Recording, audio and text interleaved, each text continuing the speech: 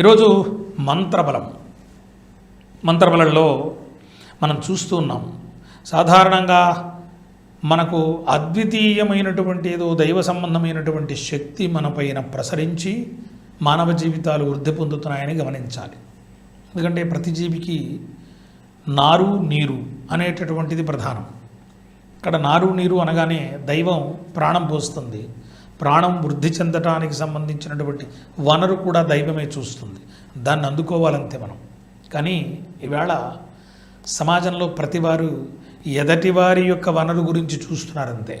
మన వనరు వదిలేయడం ప్రత్యేకించి చూసుకుంటూ పక్కవారి వనరు కూడా వీళ్ళు తస్కరించేటటువంటి పరిస్థితి.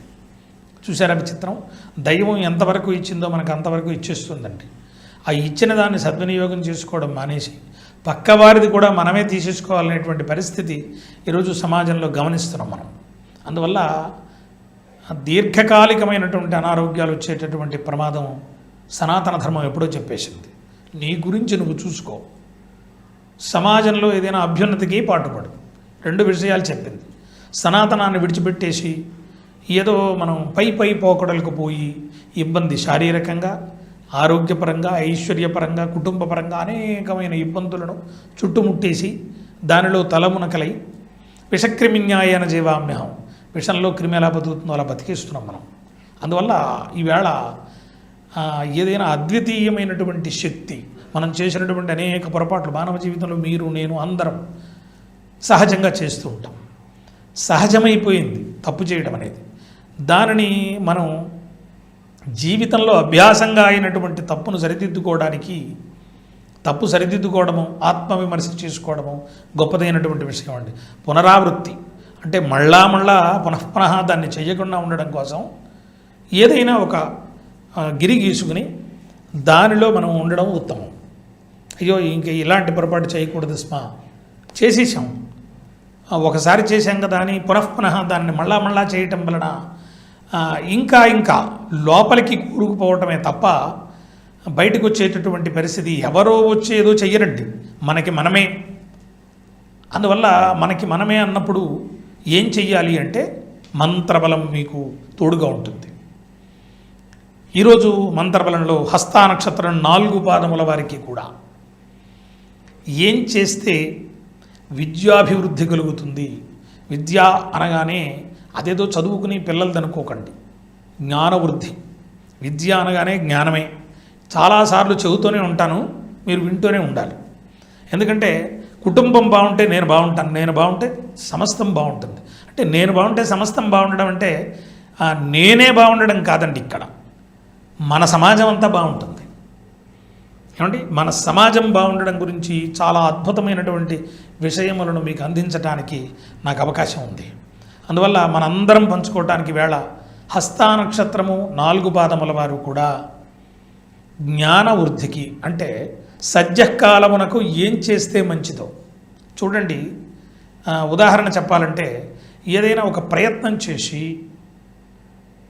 ఆ ప్రయత్నంలో కూరుకుపోయి బయటకు రాలేనటువంటి పరిస్థితుల్లో ఉంటారు కొంతమంది. మరి ఇప్పుడు ఏం చేయాలి? అయ్యో ఇలా చేసి ఉండకపోతే చాలా లాస్ అయిపోయాం కదా అనే పరిస్థితి ఉంటుంది. ఆవేళ సలహా ఇచ్చిన వాళ్ళు కూడా చాలా మంచిదే అన్నారు, ఈవేళ వాళ్ళు ఎవ్వరూ మనకు సహాయం చేసే పరిస్థితులు లేరు అనేటటువంటి పరిస్థితి ఉంటుంది. అప్పుడు భగవంతుడు వేదవేద్యుడైనటువంటి పాదపద్మములు పట్టుకోవడం తప్ప ఇంకో మార్గం లేదండి.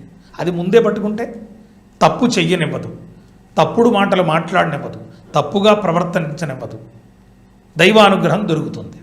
దానికోసం హస్తా నక్షత్రం 4 పాదముల వారు మంచి నిర్ణయములు సత్యకాలమునకు తత్క్షణమునకు అంటే ఆకలి అయినప్పుడు అన్నం ఎలాగో మంచి నిర్ణయాలు తీసుకోవడానికి మంచి సమయం, ఆ సమయానికి మంచి నిర్ణయం టక్కున ఎవరికో మాట ఇచ్చేస్తాం.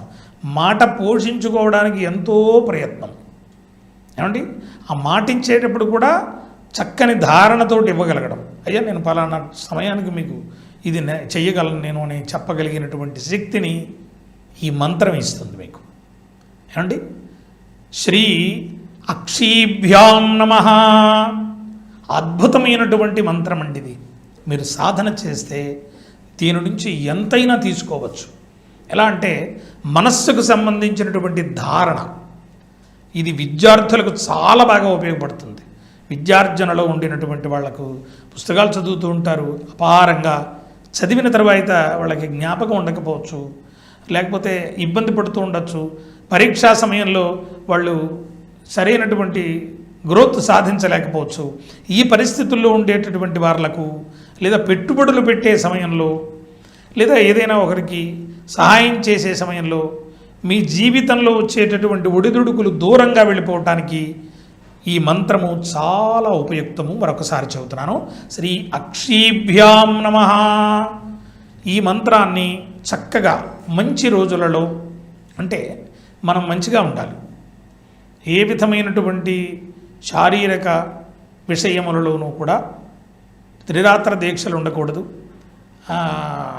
ఆడవాళ్ళకు వచ్చేటటువంటి ఇబ్బందులు అవి ఉండరాదు. తర్వాత శుభ్రమైనటువంటి బట్టలు కట్టుకోవాలి, మంచి శరీరం ఉండాలి, అంటే స్నానం చేసి ఉండాలి. సర్వకాల సర్వావస్థలలోనూ జపించవచ్చు.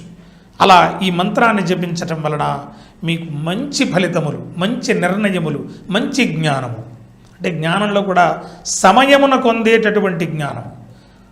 దాహం అయినప్పుడు నీళ్లు కావాలి కదండి. నీళ్లు మీ నీటి బిందెల్లో ఉంటాయి, మీరు ఎక్కడో మార్కెట్లో ఉంటారు, నీళ్లు కావాలి, రావు కదా. ఆ సమయమునకు నీరు దొరకడం అదృష్టం. ఏమండి, దానికోసం ప్రయత్నం చేయండి. అక్షీభ్యాం నమః, శ్రీ అక్షీభ్యాం నమః సాధన చేయండి.